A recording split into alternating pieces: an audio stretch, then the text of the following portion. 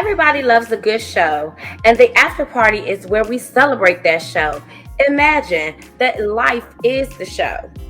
Join us, Tam and Porschia, at the after party where we'll celebrate life, the good, the bad, and the ugly. This is where things get real, because that's life, and we're going to keep it real. And if you want to laugh, cry, and be real, this is the show for you. Come party with us. Hey, Tim. Hey, Porschia. Hey, party goers. Oh, pew, pew, pew. How y'all feeling? I think we got another good one for them today. Yes. We are going to be talking about cutting ties. Cut it. Like, when is a good time, and what are the reasons why you would want to cut ties? Like, what things would be like jumping out at you, red flags at you? Go. Get out of here. If you're not sure you should be cutting ties, you have questions about whether you should stay in this relationship, is it still serving you, then you want to tune in now, because we're going to dive deep. We're going to talk about some things. We're going to tackle a few little signals that you should be looking for. Yes. If you think it might just be time to cut them ties. Cut it. So, Porschia. Yes. Sipping on tonight. Ooh, child. Listen, we ain't got no specialty drink tonight because we just drinking the house choice. I'm drinking on sipping on a little white wine over here. What you got going on over there? I got a little Kettle One and tonic, my favorite drink. Mm-hmm. I got some strawberries in my drink today. Ooh, I got some little fruit in here too. Some strawberries and mango. Okay, see? Great minds think alike. Cheers. So, listen, before we dive into this episode, you know what we about to do. You know what we about to do. It's Karaoke Break.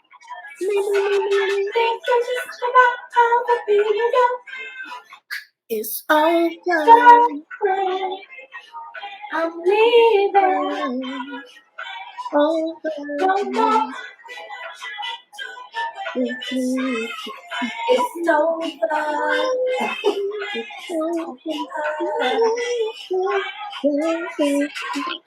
Yes, it's over. The next morning. Listen. Like nothing even happened. Baby, never in my life. It won't happen in my house. She said she wish she might. I wish you might think about the locks will be changed before you even try to put your key in. Okay. I'm not playing the games. Don't play with me. The locks will be changed. You've been warned. Let's party. When should you cut ties? When? When you talk about the relationship improving in some hypothetical future. In other words, you're convinced the relationship will be better when.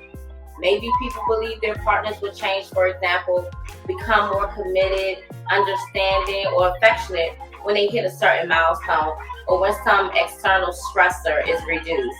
Mm-hmm. This can happen sometimes because it's not a guarantee. If you knew they'd change, would you still be in it for the long haul? Base your desire in your relationship on the present experience, not on some future idea of what you want it to be. Don't let fantasy bonds keep you in a relationship that's going nowhere. My God. Fantasy bonds? What? You can't say amen, just say ouch. Oh. I done had me some fantasy bonds. Listen. Listen. Anytime you say you in a situationship, that part. You say it's complicated. That part. You are in a fantasy bond. I don't know what we call us. He said we just figuring it out as we go along. Fantasy bond. Girl, that man know what he want. And it ain't you. And it ain't you. He may want you, just not the way that you want him. Yeah. Well, there's that. Oh, child. Didn't have done that. That stepped all over my toes. But at the end of the day, if that's not what you want, then this is definitely a reason why you may want to consider cutting ties. Cut it. Like, why you staying? You waiting on him to change his mind after he already told you what it was. I'ma just keep cooking and cleaning for him, and once he see how amazing I am, he'll change his mind. Bob, he's not gonna change his mind. He's not gonna do and when it. he does, it will be for Susie Q, baby. It's not gonna be for you.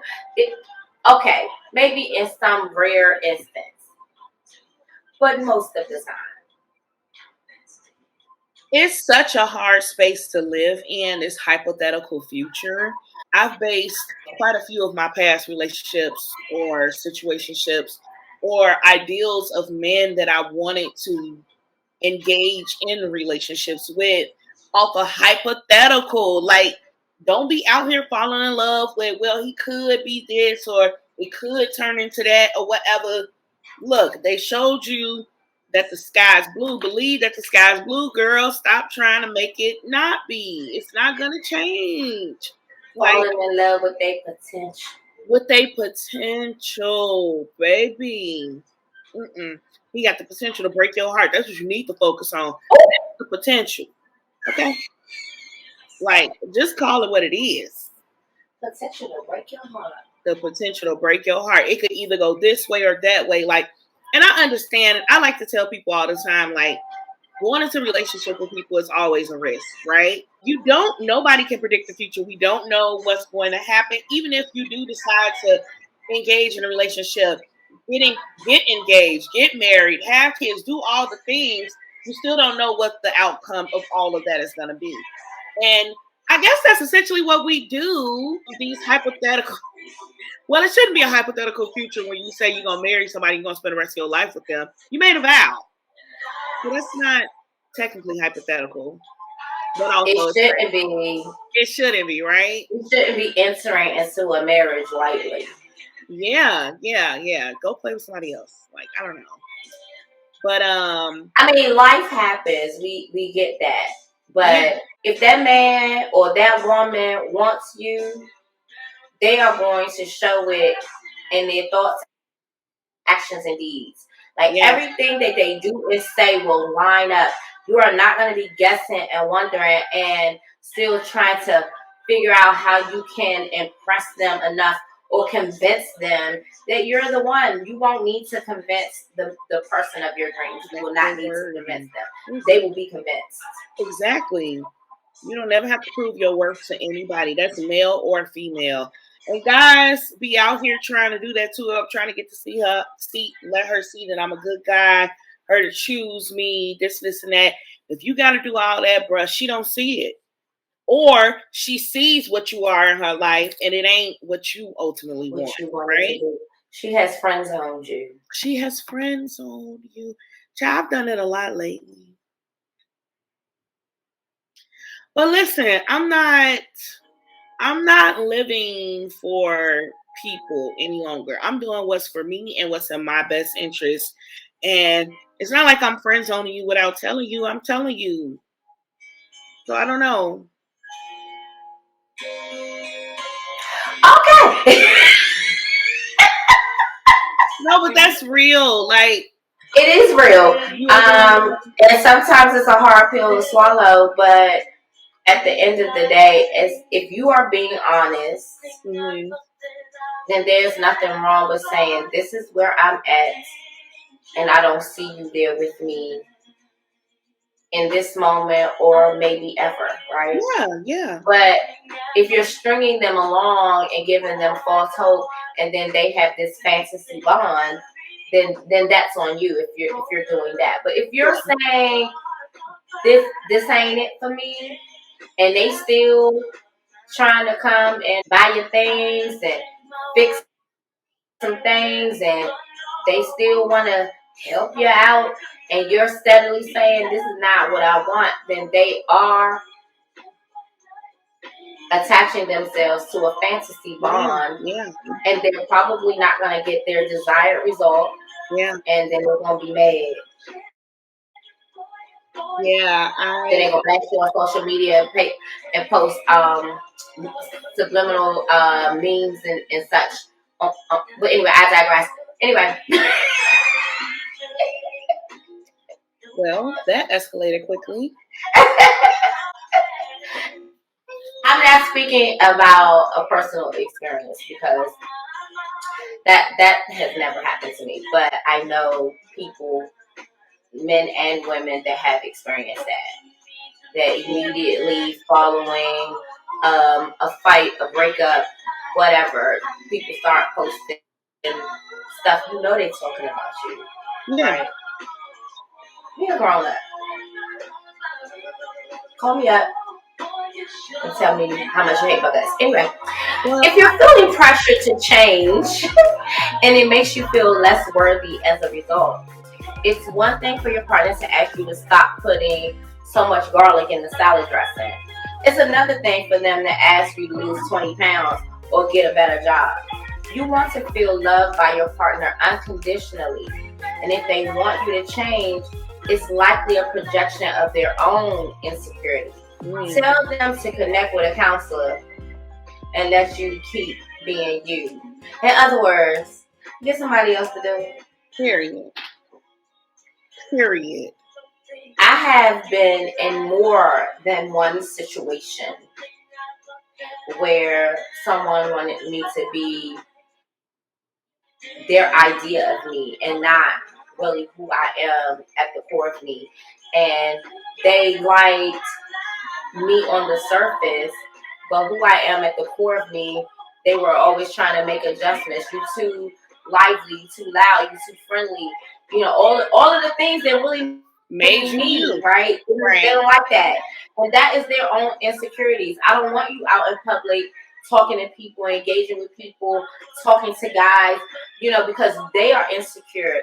You know, you don't trust me because of your own insecurity, not because of anything I've shown you. Yep. And I'm not willing to change me for you. The right guy will like and love me exactly how I am. Exactly the way that you are. Listen, that is so real.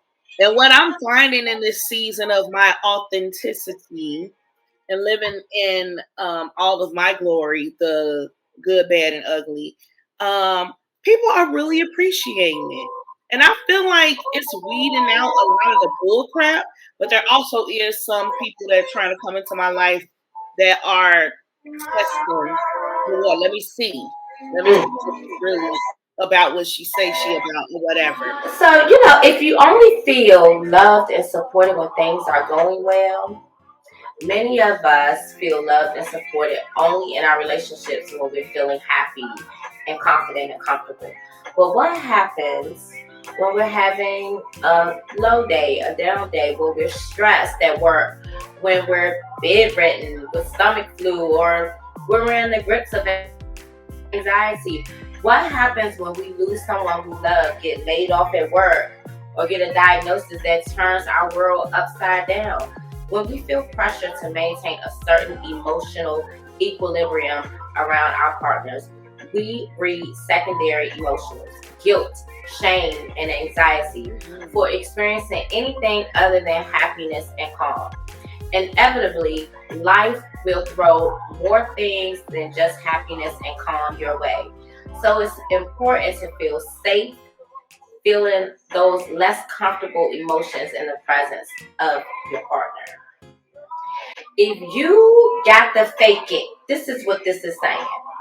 If you got to fake it, cut it. Because it cannot be sustained. It's not sustainable at all. Have you ever been in a situation like that you've had to like fake your real true feelings, emotions, play strong because this person will be able to take you in your vulnerability? I don't know if I had to, but I definitely have been in situations where I felt like they wouldn't be supportive Hmm. of me in a low point, or that I would come off as less desirable if I was at a low. Hmm. And how did that make you feel? Like shit. I mean, ultimately, the person that you are sharing something as intimate as your body, you're laying next to a lot of nights, you want to be able to feel comforted and safe with them. And so if I am having any type of struggle mm-hmm. with my family or my friends or my finances, just whatever, my car broke down. Like if I am in a bad space and I just need to cry it out, Mm-hmm. like you need to be able to feel like you can do that without judgment. Right. And it could have all been in my mind, but the fact that I didn't feel safe enough to do it, it was a sign. Because the person, your person, you'll be safe enough to share, and even in the worst of times, not just when things are good, not just when you got the promotion at work. Like, you know what I mean? Yeah. You would want to, that would be your person that you want to run to immediately. Mm-hmm. Mm-hmm. But if you don't feel like you can do that, that's probably not your person. Okay. And if you don't feel like you can do that with your significant other, but you could do it with a friend, it's a problem with that. Y'all like to say I got vomit at the mouth, like I'm diarrhea by the mouth. I talk too much, like I do. But You need to stop around for that thing. But you know what? I find it's freeing for me to be so free. It's taken a lot for me to be able to say how I feel in every moment and be super present in those moments and kind of like just be as honest and vulnerable as I can. And obviously, you have to curate that with the surroundings that you are around, right? When I'm with my friends and stuff like that, I feel like these my friends. Like I should be able to share my innermost thoughts and feelings about things, even if it may not be favorable or popular amongst the crew or whatever. This is just how I feel. This is how I view it. This is what it is. Like whatever. And I feel the same way in a romantic relationship, right? I want to be with somebody that I'm not only being open and free with, but also that they are too. Because I feel like it should be reciprocated. I don't ever want to feel like you're close. I don't want to feel that ever again. Like you give me information that you want to give me, or you share what emotions and feelings that you feel like sharing with me, or even in like paternal relationships. My father, I feel like, has a really bad habit of thinking I'm not strong enough to withhold or withstand certain things. So Mm-hmm. he tries to curate what information he gives me, opposed to if he gave me the full truth, the nasty nitty gritty of it, he feel like I can't take it. But I don't pacify me. You don't want to worry me. That's more so a you thing than me thing because I've shown you, again, back to proving what you can take. I've shown you that I'm strong enough to take these things, and you should know me enough to know that if I tell her this, she's not gonna crumble. If I tell her this, she's gonna be able to hold me up and whatever, whatever, whatever. And that's how it should be. But I don't know. I just don't ever want to be. I don't ever want to feel like I have to withhold something from my partner, especially. And even my friends. Like I don't know. I just want to be free with everybody. I try to do the same thing with my mom. That's why some people may view me and my mom's relationship a little weird, but this is what works for us because I just want to be free. I don't want to be caged with nobody. I don't want nobody to feel like this is the Portia I get and I can have her like this and that's the only way. Because then when people do that, they put you up on pedestals and when you F up, they're going to knock you right off that pedestal. You ain't never going to be able to do that with me, baby. Because this is it. You're getting all of it right here on a platter. I don't know. It's just, I don't know. And if you're not, give it to them. right, if you can't handle it, go. You get cut off. It's fine. You can't handle the truth. You can't handle the truth. Come on. That's for real. But again, your person, yes. this conversation is null and void, right? If you really have met your person. Otherwise, you got to cut ties. Well, you ain't got to cut ties. You can do whatever you want to do. But I'm recommending that you do because it's really freeing. And while you might have a little lonely period, you will have time to self-reflect. You'll learn a whole lot about self-love. And you will also learn your limits. Woo! Them limits. And you need to put your limits out there in the beginning. Because, we be like, oh, it's okay. And it's not okay. Oh, it's not a big deal. And you don't like it. Stop, Tam. Stop. Nobody actually be in my business. You're doing okay, sorry. I mean. But that's a whole nother thing, right? Because that's the thing about living in your most authentic self. You like trying to navigate these new spaces with new people. Mm-hmm. It's kind of different when you kind of like know somebody like, oh, okay, like, you know what I'm saying? Like, I can kind of be this way with them. I see how they respond. I see how they do with their other people, whatever. When you try to get to know somebody, it's like, oh my gosh, I'm freaking out. I don't know if I can say this to them. I don't know if they're going to take it like, oh, she being negative, or oh, like she got a lot going on, or oh, like if I'm telling them all these things, I'm just trying to be, I am being vulnerable, and I expect your support because you're looking to be my partner, right? I shouldn't feel. That's what they said. That's what they had said. You trying to sign up to get this booty, you got to sign up to get this mind first. And these emotions and these feelings. It's the beauty, the brains, and the booty. The three booties. The three booties. Okay. She not just booty. I got a lot of beauty and brains and booty. But I got beauty, brains, and beauty. Okay, whatever. Anyway. Oh. Yeah, it's a whole thing. It's a whole thing. But yeah, I shouldn't be afraid to let you see me sick, to see me down at my worst. If I'm having a depressive episode, I should be able to let you in and let you know, hey, I'm having a moment. Because that's what it is. It's a moment. And if you can't handle that, get out of here. Get out of here. I was telling someone that in a situation that I was in, I never wore a bonnet to bed. I never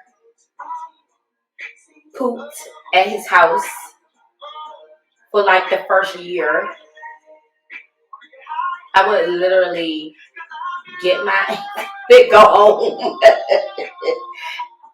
drive 45 minutes. Now, for real. What in your mind? No, for real. I just need to know. Because I've never been that girl. Like, I gotta go to the bathroom. Listen. But what in your mind made you come up with that idea? Like, I can't do this here. Like, what did you feel like it would be judgment, or did you feel like he will view you as nasty, or what? I'm really trying to understand the thought process here. Because I think everybody knows that we all shit and poo since we were babies. I don't shit because I'm a lady. But anyway, I think in my mind, yeah, I'm a lady. Like, certain things, it was not just about him because I've been that way a lot. in my relationship. It took me a really long time to get to the That place where I would be like, I gotta go to the bathroom, and I don't care that you're gonna hear the sounds, or you might have to go in there after me. Listen, it's at your own risk. But yeah, but I mean, the man had one bathroom. I had to go home.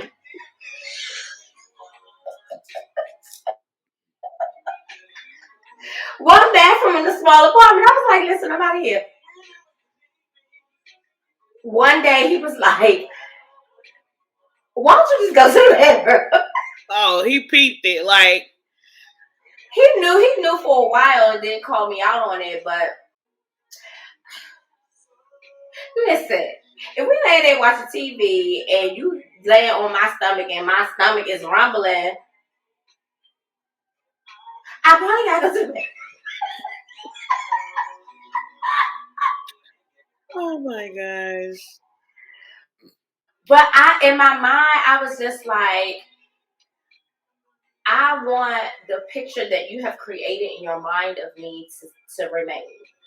Ooh, so you was into feeding that fantasy bond, essentially. I was. He was giving him what he needed to propel his fantasy forward. But is it really a fantasy? Like, I don't know. Like, we're not men, so we can't speak to how men think on this whole subject or whatever. But as a woman, I find it weird. I don't know. Was that something that you were taught potentially? Like, this is how ladies behave themselves. No, because honestly, I never really saw my mother in a real relationship. So, I don't know how she was moving. And the last real relationship she was in when I was growing up, I was very young. So I don't really know what she was doing, when he was around or she was with him or whatever. But also, my mother can be a little bit unladylike in some of her ways, and it's like way worse now that she's older. Like now she don't even give a shit. But yeah, I would take her out to eat and she gonna wear a bib at the table. Like she gonna take her napkin. She gonna lick her finger, suck her teeth, suck the bone and put it on back on the plate. Like she wild. So I think I always be like, I just want to be like that. So whatever she did, I did the opposite. Maybe, I don't know, maybe that's why it's so extreme for me. It usually takes me a very long time to get like comfortable enough to be like, I'm putting this bonnet on, and I literally, if I got my hair done, I wouldn't go over there that night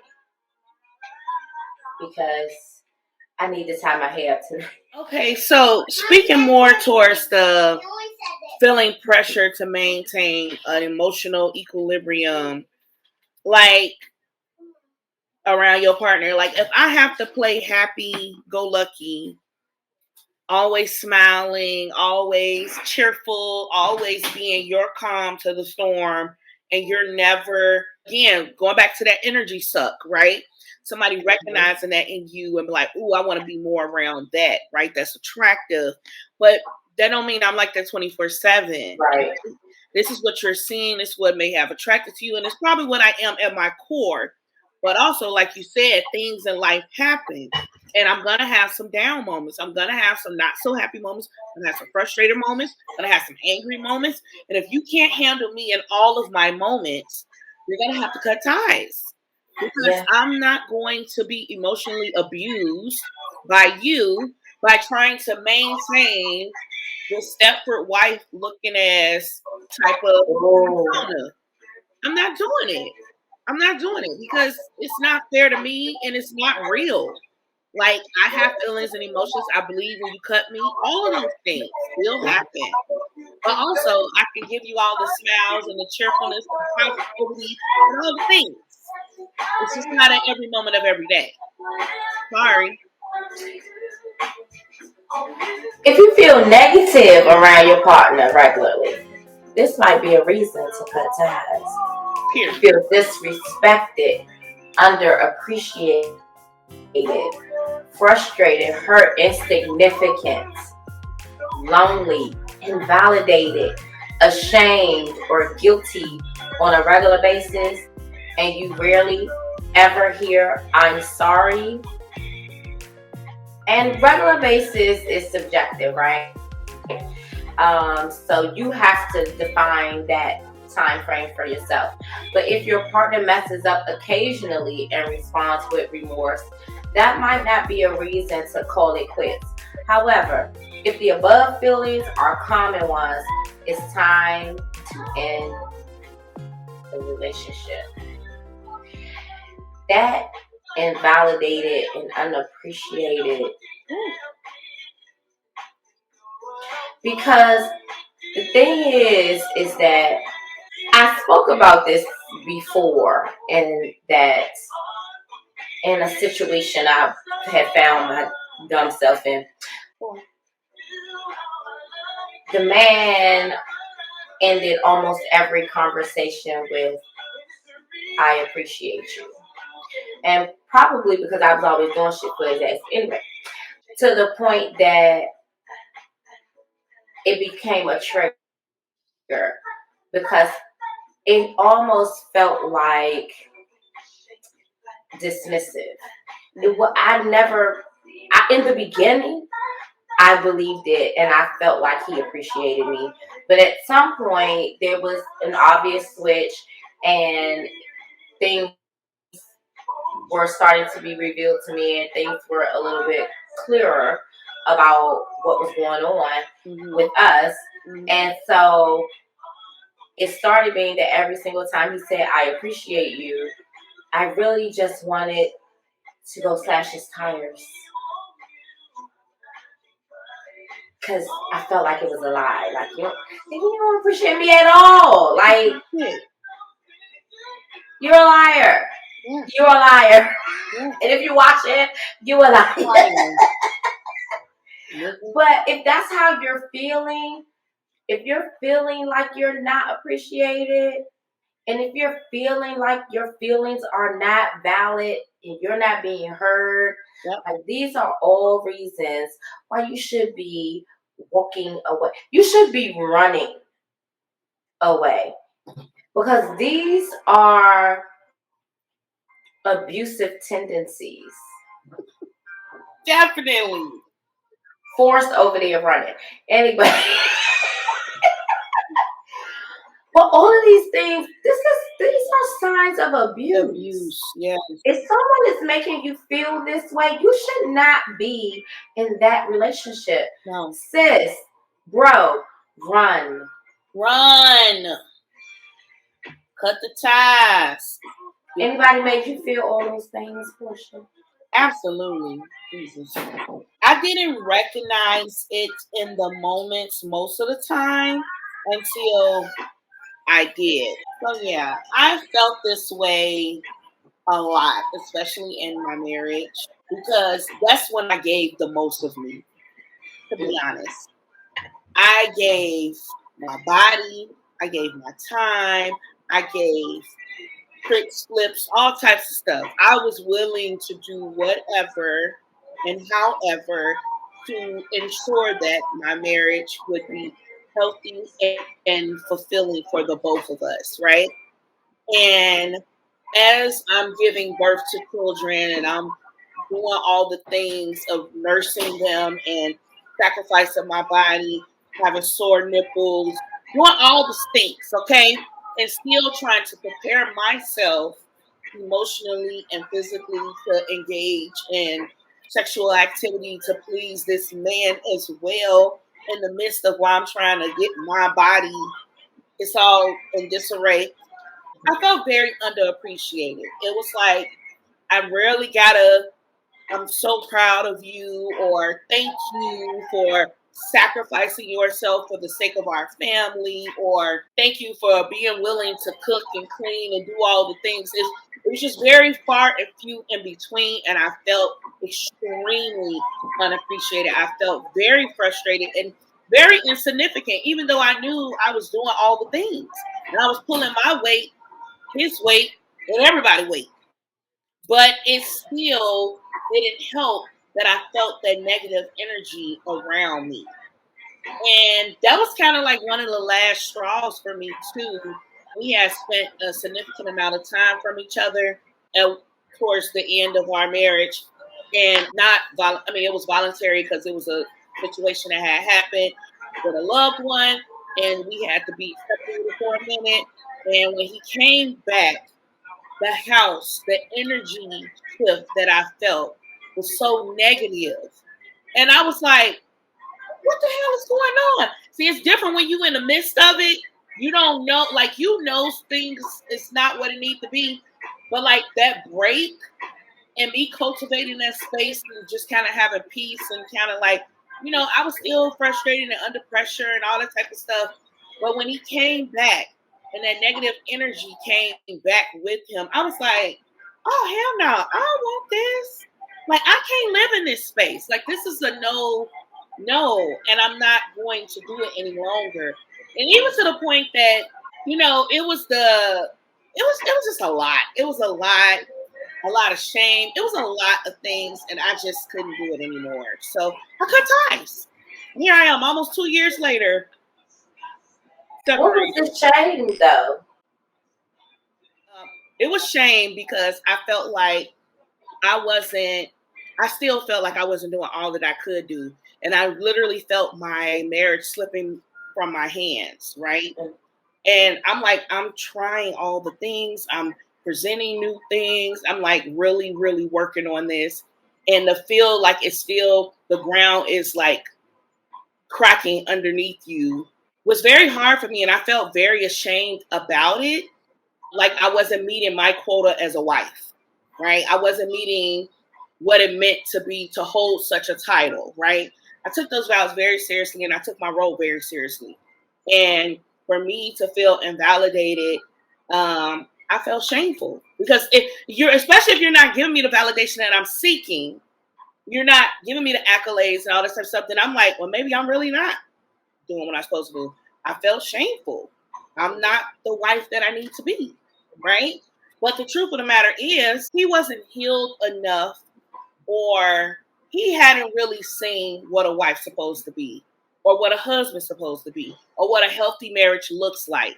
So therefore, he couldn't give me those things. He probably didn't see his father do that to his mother about him and his siblings, right? Mm-hmm. He's thinking this is normal. I'm here. I'm present, quote unquote. So that should be enough, right? You should know that I'm invested because I never left. Well, no, nigga, that's not how that works. You know what I'm saying? Like, it's just, and I had a lot of secondhand shame too, because I felt like it was like living two different lives with him. And he had to present one way. He couldn't fully be himself amongst his people. And that was just really bad too. I didn't like that. So, I mean, it was just a lot. And I got a lot of I'm sorry's all the time because, I'm vocal and I'm speaking my damn mind. So I let it be known what it was that was bothering me, how I felt, all those things. I'm sorry, I'll do better. Just let me know next time. But I ain't here to manage nobody. Cut the ties. Okay? If I wanted to manage somebody, be somebody's supervisor, administrator, director, I will be getting paid a 6-figure plus contract for it. I'm not doing it with somebody's son. Sorry. Wow. That was it. But I don't think that, and I hope you know now, after doing some soul searching, you shouldn't bear any shame. If you're doing your best, and your partner is not meeting you halfway, what more can you do? Because even if your best was really not good enough, let's just say you really weren't doing all of the things. Yeah. If he's not expressing his needs, then how will you know what changes you could make to better Yeah. the situation. It really takes two in a partnership. And Yes. so if he was not in a position to express to you his needs, then you can't bear that shame. Mm-mm. That's not your burden to bear. All right. It takes two. And so the marriage didn't fail because you weren't a good wife. The marriage failed because the marriage didn't work. Yeah. And a marriage takes two people. So It takes two people. Yeah. yeah, so I surely hope you're not still harboring any shame. Oh, baby, no. Because, like I said, I knew I kind of came to the conclusion like it really wasn't me. Even though at that time I felt like it was me, I came to the resolve that it really wasn't me. But I played my role and I did my part, but ultimately I didn't fail. It was meant to happen. It ran its course, and I got two beautiful, wonderful children out of it. And that's that. Like, and I learned a lot of lessons, and I learned a lot about me. And I wasn't the person I am today had I not experienced that. And even to the point that, like I said, I'm almost 2 years in of being separated. Where I was last year, this time, I wasn't even here. So I'm grateful for the growth, and I'm grateful for all of that. And I feel it. But I'm glad I cut ties because I could have still been in that situation and being miserable and shameful and doubting myself and doing self evaluations of me like I'm not worthy enough. But I am more than worthy, which is why I cut ties so I can get what I'm worth. Period. Period. So there's that. And you cannot get what you're worth if you don't know what you're worth. It's easy to say, I deserve better than this, but if you are not sure, if you don't know that you know that you know that part what you deserve, then how are you going to verbalize it, go after it, and realize that I'm not settling for anything less than what I deserve? Sometimes you have to sit with yourself. Yeah. And that is really hard to do, especially as we start getting older, because it's a very lonely space to be in. But you'll come out better on the other end. Absolutely. It's such a necessary space. It's a very necessary space. Sometimes you need to cut ties, not for the other person. It's never for them. It's for you. It's for you and what you are deserving of, period. Like, God has created us to all desire to be with other people. Like, that's a natural thing for you to desire that. It does not mean that you have to settle for less than because you just want somebody next to you. I was talking to somebody earlier today, and he was like, there's no way you that fine, the way that God made you, and you over there not being with nobody. You ain't sleeping with nobody. You ain't sharing your time with nobody. Why is there no way? This is a choice. It's definitely a choice. I could be laid up with him, and him if I wanted to. But that's not. Huh?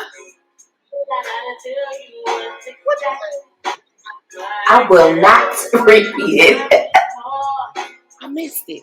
I'll text you.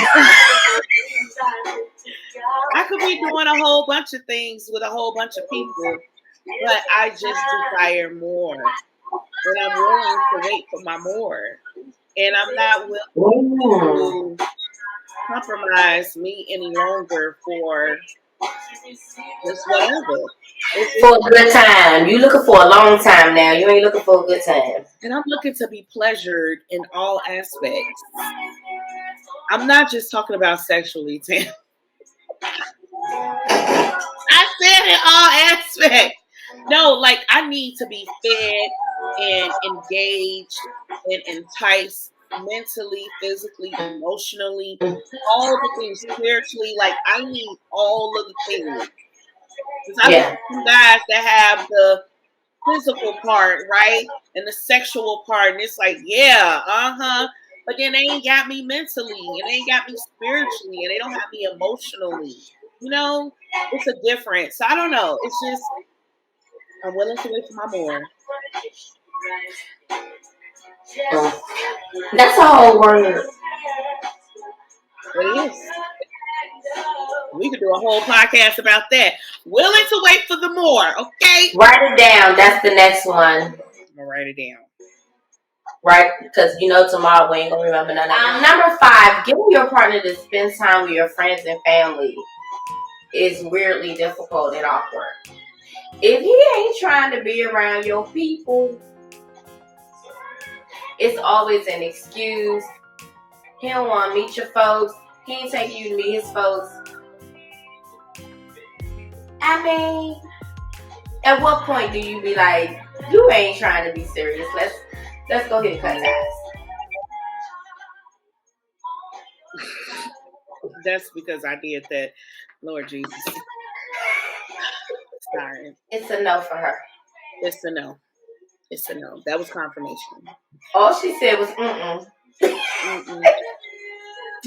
I had a situation like that, and I'm gonna tell the story later on in our other segment. But I dealt with this guy like that, and it was so funny because I met him through his sister. So I already kind of knew the family. I had already been kind of hanging around the family. Mm-hmm. Every time it was an event or something, he would never invite me to it. No holidays, no nothing. But you coming to lay up in my bed every night. What are we talking about? Baby, listen, I'm wasting all this good fineness and goodness. You got me hiding it. You hiding me? Nigga, what? And I don't even know if it was hiding necessarily. But it was like, you're worthy enough to come around for us to kick and drink, do all that type of stuff, but you're not worthy enough to come to where my daddy and his wife at and all the family at. Because if I bring you over for a holiday, that means more? How are you? Because I ain't there yet. He ain't there yet. He don't feel that way about you. So he not presenting you to the family. He not bringing you around the family. He don't want to introduce you to the family because what is he going to say you are to him in his life? Yeah, you can't come. Me? I'm a whole prize out here in these streets. Baby. You don't want me to come? But when your family asks you where you were staying, because you got kicked out your place, you told them you was at your friend Porschia house? I don't know. But anywho. Wait.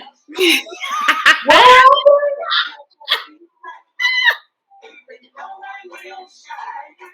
I'm gonna move along. But you can give me a title then. It could have been that then.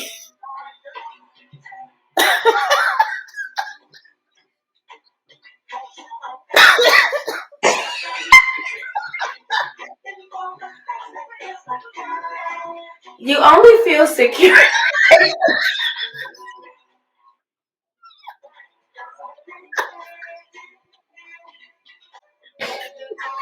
Not you being speechless, Lord. I'm just moving along. I don't know what else to do. I have so many follow-up questions. I feel like I'm gonna tell it later on in a segment. I'm gonna tell because that's the one I want to tell. I'm gonna save it. Okay. Number 6, you only feel secure in the relationship when you're physically together. You should feel happy and secure when you're together, when you're apart, when your partner is out drinking without you, and in any other scenario, really. If you feel largely abandoned or unsure when you're not physically together or communicating, that's digitally. That's a sign that your relationship is not as supportive or healthy as it should be. Woo! If you can't let that man or you can't let that woman out your sight, and as soon as they do, or if they don't respond to the text fast enough, you automatically are in a frenzy. You might want to go ahead and cut it. This is not going to end well for neither party. Okay. It's not worth it. You all like he can't go out and have drinks with the guys. He can't. What? What? He a grown ass man. He can do whatever he want to do. If you She's a grown ass woman, sir. If she want to go see the strippers, if that's how she like to move, listen. If this is your lady, then you are supposed to trust her. Yes. Let me tell you something. I don't even like strippers. It's kind of grody to me. It give me the creeps. However, male or female? If I'm gonna go see strippers, they definitely would be female strippers at this point in my life. Yeah. But I was specifically talking about male strippers. Mm-hmm. I don't like them. I never ever really did. But there was a time when I was in my 20s where that was like the thing, and it was like super popular. And I had friends that had bachelorette parties that strippers were there. Or I had one girlfriend who really, really loved strippers, and she was having stripper parties at her house all the time. I would go to these things and be supportive, but baby, I was the chick all the way over there in the corner, away from the party. I don't want him to touch me. I don't want to give him eye contact because I don't want him to think he can come to. I was that chick. Yeah. So. Yeah, my husband never cared if I was going to any of those functions because he knew I didn't even like it. So he was like, she'll be coming running home immediately because she got the creepy girly. Yep. Yeah, I don't. So I shouldn't have to ask your permission to do anything. And also, I shouldn't have to lie because I was in a whole relationship that I used to have to sneak to go to happy hour. Oh, please, just get somebody else to do it, baby. Yeah, no, I don't. I think that to each his own, but also you should be back to like the vulnerability of it all. I should be able to tell you that this is what I like and not feel ashamed or judged or any of those things, like what I'm doing is wrong or who you think you my woman, you can't be doing this. And excuse you, sir. If I was doing it before we met, and if I discovered it while we were together, I should be able to bring it to you and tell you my desires and what I may want to do, and you should be able to have that conversation with me like a grown up, and we can discuss it. But you're never going to be able to tell me what I cannot do. My adolescence has come and gone, babe. And I don't have to no longer listen to my mommy and daddy about what I can and can't do. I'm a full grown adult, got kids listening to me. Okay? So who are you think you're gonna come in my life and switch up some shit? That's not how this works. I wouldn't want to be with anybody that I have to do like that either. I want you to go have fun, baby. Be honest with me. If you want to go see some strippers, okay. Then go and stack. Go ahead, enjoy yourself, boo. You know what I'm saying? Like, I'm that type of woman. I don't know.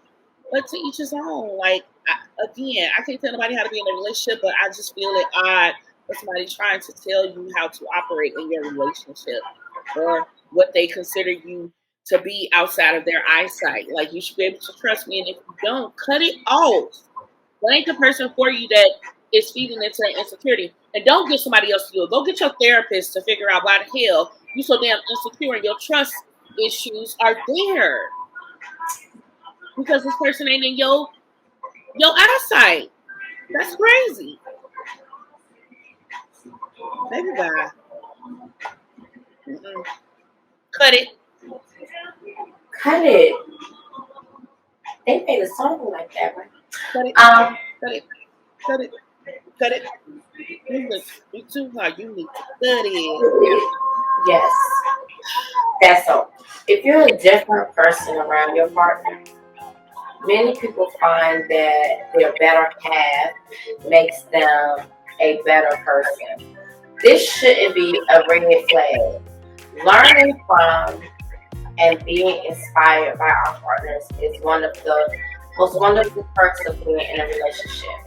But many of us have that friend or that person who acts completely different when they're around their partner. Maybe you seem more enthusiastic, easygoing, or pretentious. If you feel like you're playing a part or behaving and responding based on how you think you should rather than authentically, you might want to reassess what's going on. If you're not being able to be authentically yourself around your partner, flaws and bad moods and all, it might not be the right relationship for you. Could it? Yeah, no. So, I don't know if you watch Basketball Wives, LA with Jackie Christie. The lady is so crazy, but also she can be a totally different person when her husband is in the room or even in the vicinity. And it just speaks to, I don't know, because that's, semi-scripted TV. Maybe she's putting on this persona for this character, for this show, whatever. But and I've always like, what do he want with her crazy? But it could be she's acting in the show, right? But and they have that understanding, and therefore that doesn't interfere with their marriage. But if it's not that, she is totally different. Like she don't think this man is gonna watch these episodes of her acting a damn fool. no, I think with Jackie, I think she is truly batshit crazy, and I think that Doug knows that. But also, Doug is the only person that can kind of reel in her crazy, which is why they're good together. Because Doug is totally like, yeah, I ain't with that.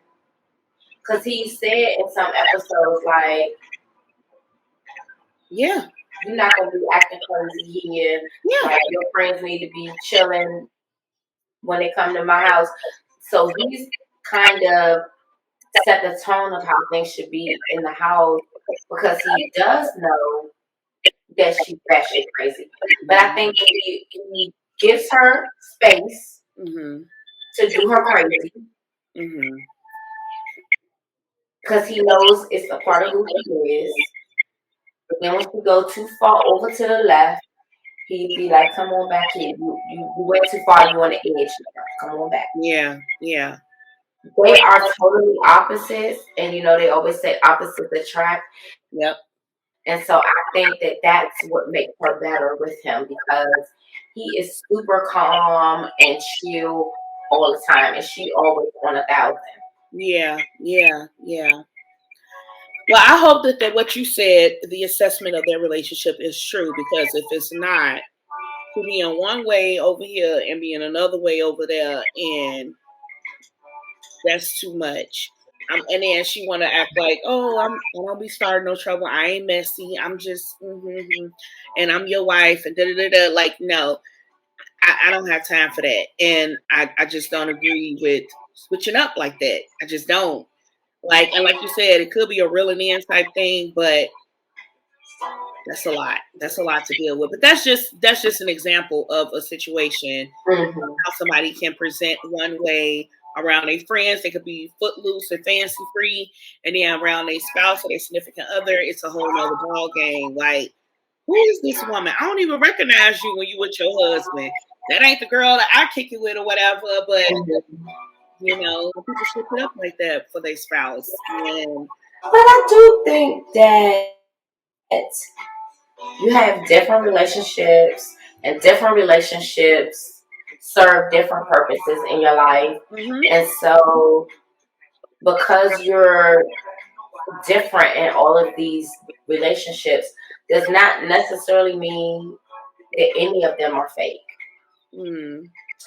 I mean, I have to be a certain way on my job, a certain way on this platform, but tell me, Tammy,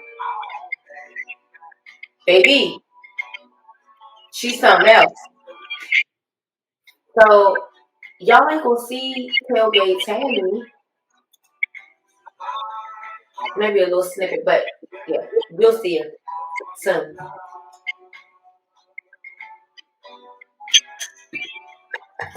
I think that we all have layers to Absolutely. Absolutely.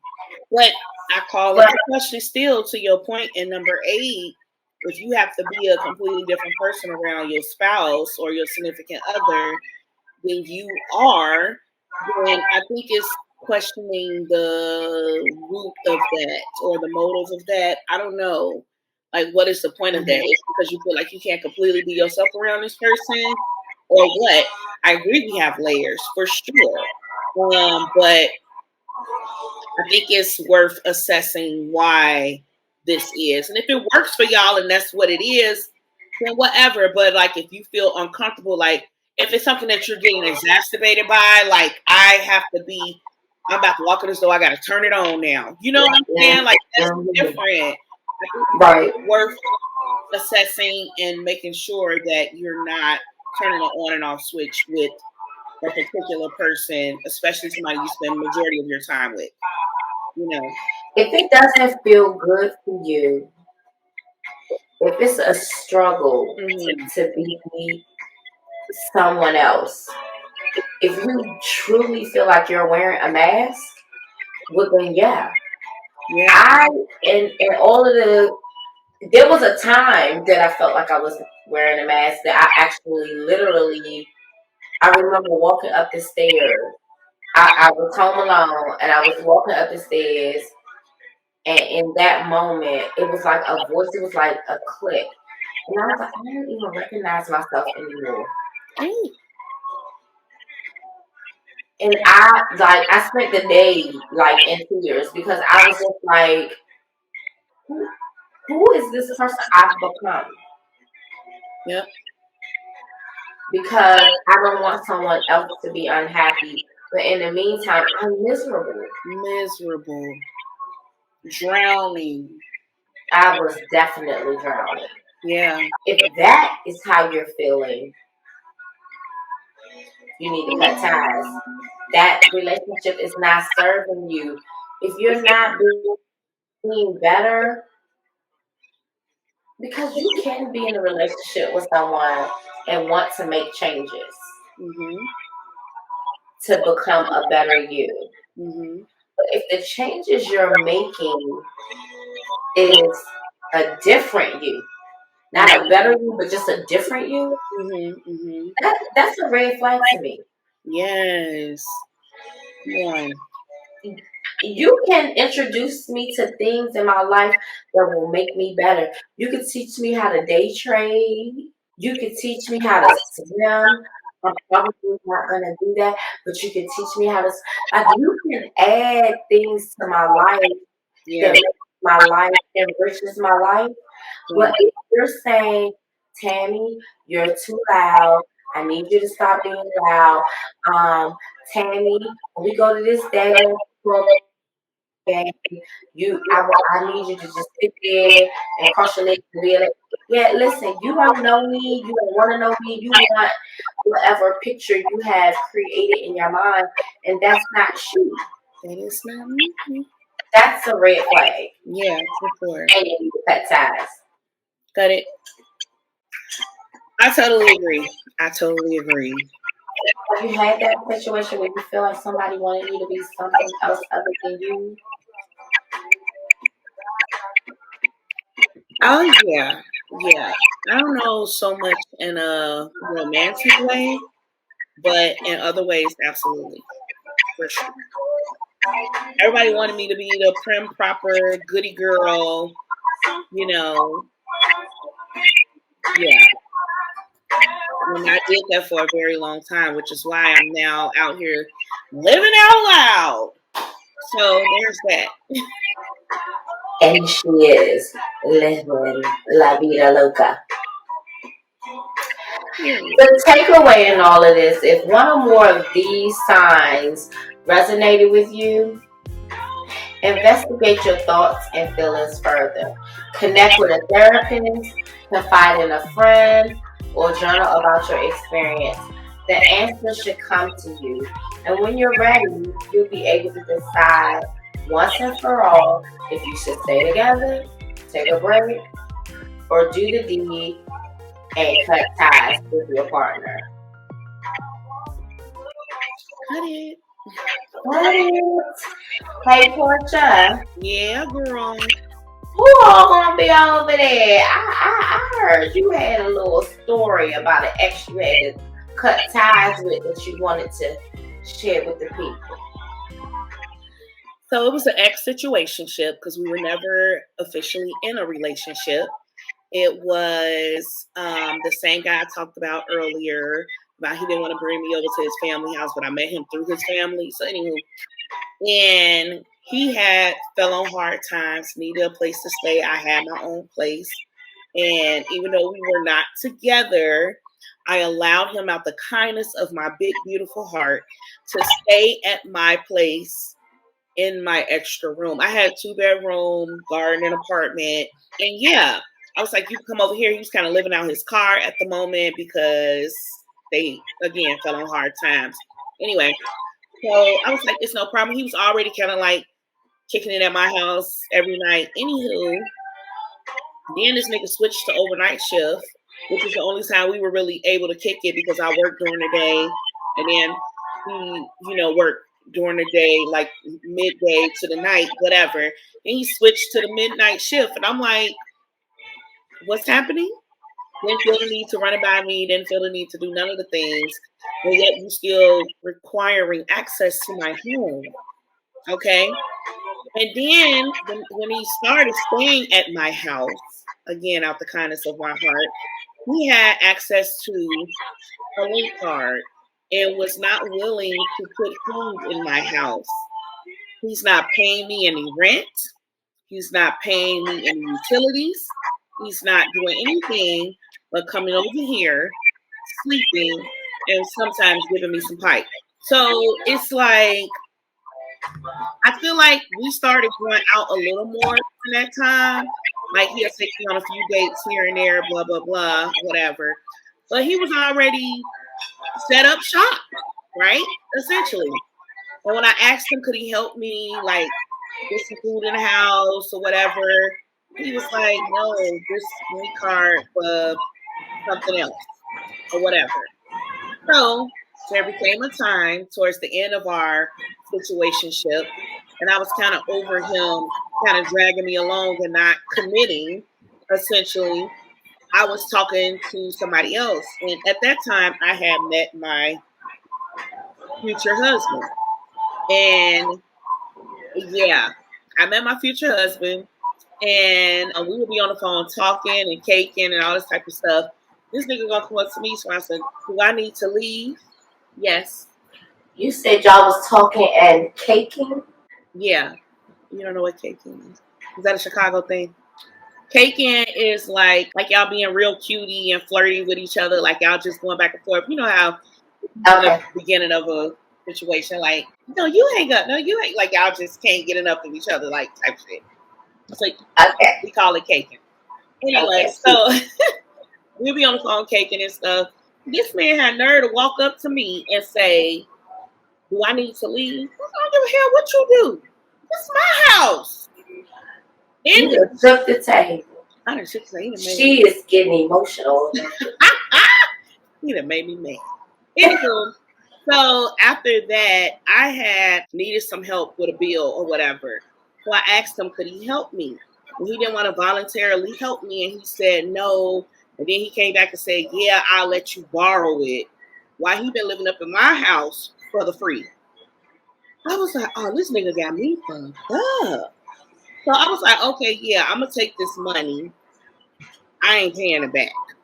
At all. And I'm going to let you know that I'm not paying it back because you haven't paid me anything. You've been living up in my house for free.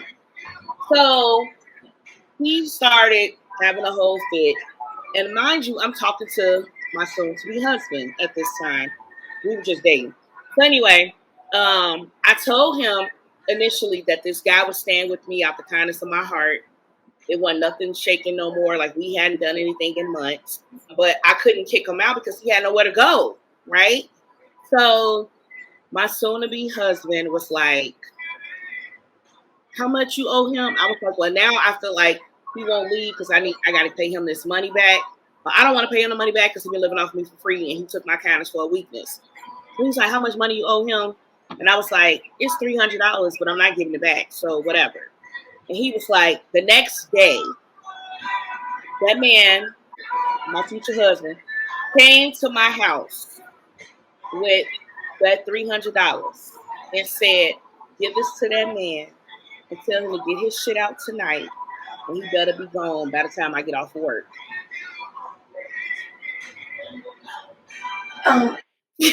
My man said you gotta go.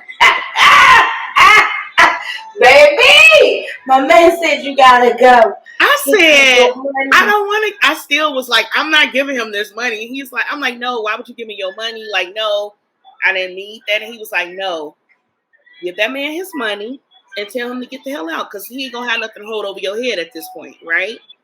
So I gave him the money and I told him he had to get out. And while he was putting all his clothes in bags and shit, he apologizing to me. In the black trash. Yes, in the black trash bags. As he putting his shit in the black trash bags, I'm laying in my bed talking to my man. And my man. We wasn't even in a relationship at this point. We were still just dating. He was courting me. But the fact that he even did that, and I gave that man his money and I told him he had to get out, he was putting his stuff in his bags. He was like, I'm so sorry. I couldn't be the man that you needed me to be. You deserve so much better than this. I know, that's why you got the guy. I should have been realized the type of woman you are. I've been dead, but I'm sorry. I'm like, why are you saying this now? And I'm like, hold on, boo. What? What's happening? He was salty. Hold on, boo. What happened? I didn't hear nothing you said because I was on the phone with my man. What are we talking about? Now you want to express to me? Now you want to be vulnerable? Your car is in the parking lot. Please go to it. Sir, please go to your car. Put your shit in that car and go live with your baby mama or somebody. I don't know. In the car. He probably stayed in the car for a while. But I could not believe a hotel. Maybe. I couldn't believe that, but I'm glad I cut ties with him. That situation, him stepping in, helped me cut ties with him because seriously, y'all know my heart. Like, I'm like, I can't put this man on the street. I don't want him sleeping in his car. I got an extra room. Like, he's sleeping in the room. Like, but the dude was carrying your ass. He's staying there rent, butt ass free. He ain't contributing food, nothing. And then when you asked him to assist with a bill, he said you can fucking borrow it. Like, nigga, kick rocks with no shoes on. Hope your toes fall off. Like, what? Yeah. I know. I wouldn't have been so hearted about that anymore. The moment that he would have said I could borrow it, you can borrow. You've been borrowing my air all this time. Get the fuck out. That's it. That part, Tam. That's you can't even afford your own air to breathe, and you gonna tell me I can borrow something? I was like, I just can't put him out, but he over here doing me any kind of way. Child, please. Get somebody else to do it. Then, I'm sorry.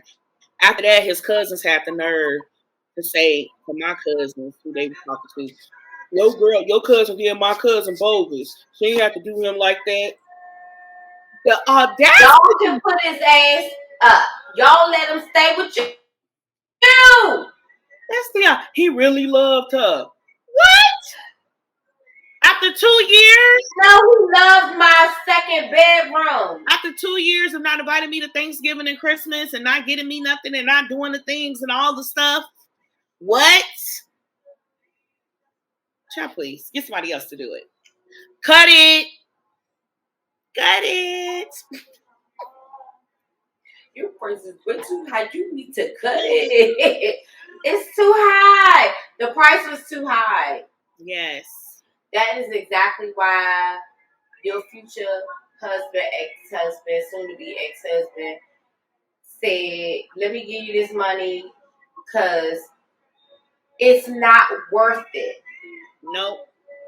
It's not worth it. That's basically what he was saying to you. Yep. Saying that I don't want to pay this money back because he owed me is really not worth it at the end of the day. Yeah. Get him out of here so you can have peace. Gangsta boo strikes. Y'all, gangsta boo strikes again. She is like, I am getting on this podcast. Go in the room. I'm almost. Go in the room now. The after party where shit gets real. Over there, push your little afro. No, blocking. Bye. You became a whole football player in that moment. She started pushing past me. Oh God. That was y'all. That just for all of y'all. The ponytail was gangsta boo. Oh God. Oh Jesus. I think we need to wrap up because Gangsta Boo said, I don't know how much longer we need to be doing this. And she like, I done been quiet for an hour. Enough. Enough, ma'am. Well, that's a wrap. Thank you for joining us today. Please subscribe, like, comment, and share. Let us know what things you'd like to hear from us in the future. If there are any topics you'd like to discuss, etc. You can email us at tandp@theafterparty.com to ask all your burning questions and to give show topics. Be on the lookout for our subscriber-only events. We'll be back in 2 weeks with another episode where we will be discussing whether people discuss sexual needs and intimacy. I wanted to listen, because I don't think people be talking about it. I don't think they talk about it. I don't think they talk about it. But we will talk about it.